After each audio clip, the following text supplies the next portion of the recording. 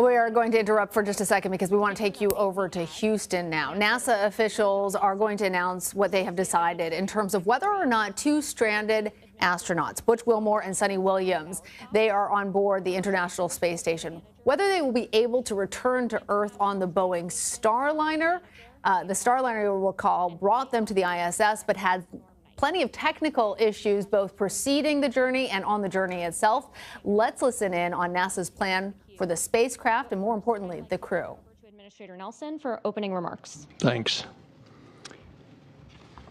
NASA has decided that Butch and Suni will return with Crew 9 next February, and that Starliner will return uncrewed, and the specifics in the schedule will be discussed momentarily.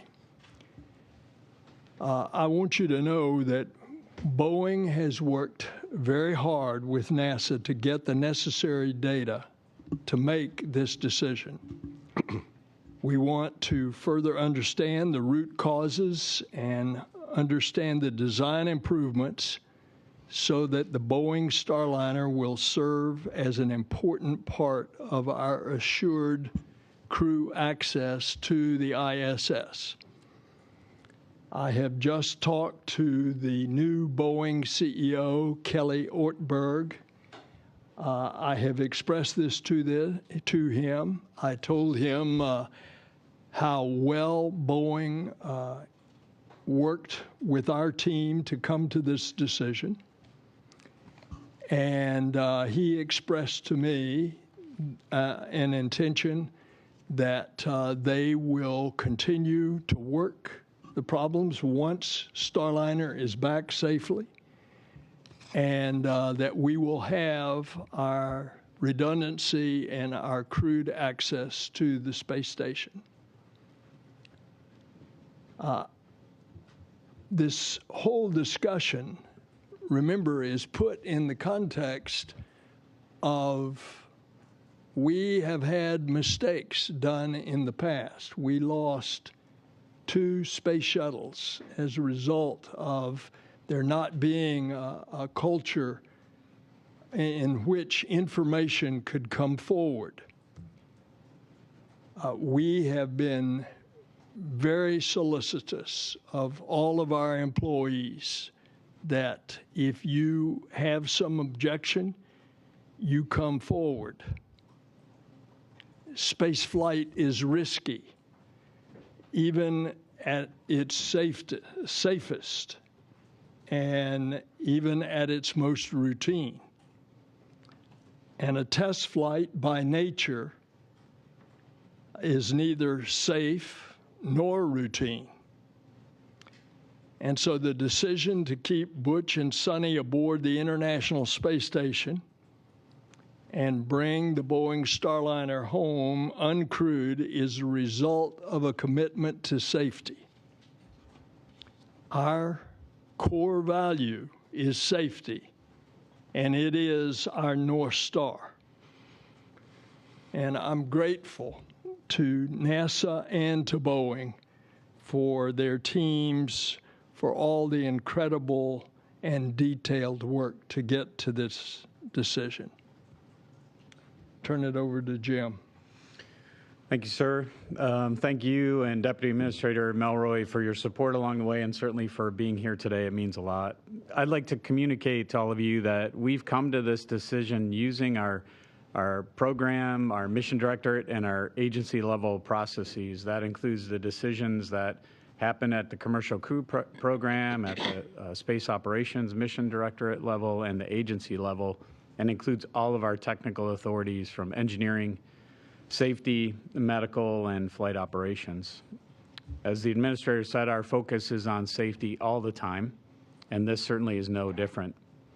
The uncertainty in our margins is where we have come to make the decision that the administrator laid out. That uncertainty remains in our understanding of the physics going on in the thrusters, and we still have some work to go. You'll hear more from others on the specifics, but I'll tell you that the NASA and Boeing team have made incredible technical progress in the model development that has gone on, the thruster testing, understanding material properties within the valve, and the complicated fluid physics that are happening inside. We will continue to learn. We are a learning organization, and I think we've demonstrated that here. We'll learn from this effort so that our crews who are at the top of the pyramid on these missions and their families can continue to know we've done that and we'll always do our best. For our team, our programmatic and technical teams, both NASA and the Commercial Crew Program, in the Space Station program, and our Boeing teammates have worked endlessly to get to launch, and certainly in the past 2 months. They've done this while the whole world has gone on around them. Hurricanes, a hurricane through Florida, a hurricane through here, while their homes were damaged and without power, they came to work. Some of them lost family members along the way. Their kids went back to school and life in general went on, but they were here every day working long hours. They have persevered, and I want them to know how grateful I am that they are on our team. This has not been an easy decision, but it is absolutely the right one. Let me turn it over to Ken Bowersox and thank Ken and all the leaders here and the ones that are not here with us today for their work. Thanks, Jim, and thanks to you and the administrator for joining us for this press conference and for our meetings. You guys have been heavily involved, and we appreciate that. I also want to thank everybody who's here in the room with us and watching online. It says a lot that you're with us on a Saturday, and I want you to know how much we appreciate your support as we work to fly our mission safely.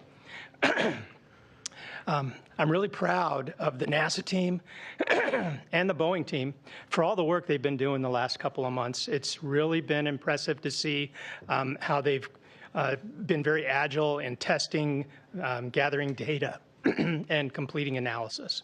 And then having the tough discussions that go along with processing that data and coming to conclusions.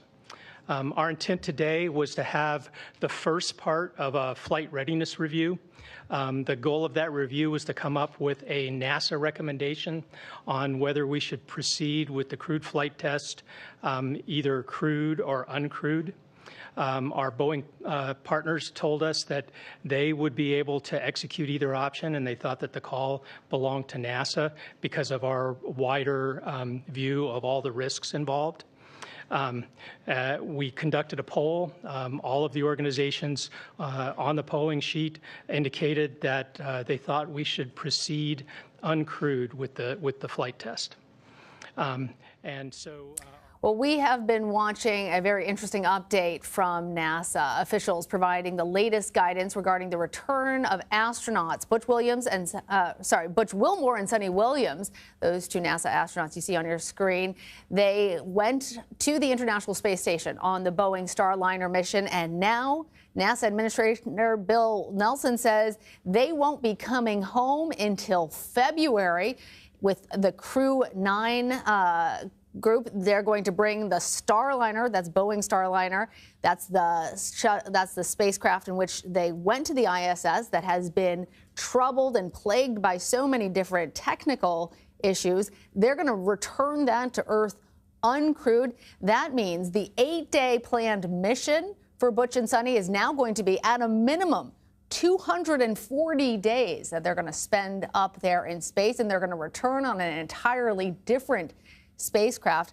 A lot of this has called into question the future of Boeing and their ability to continue to send NASA astronauts up into space. On that point, NASA Administrator Nelson said that he had a conversation with Boeing's new CEO, Kelly Ortberg, and said that they were going to continue to work together.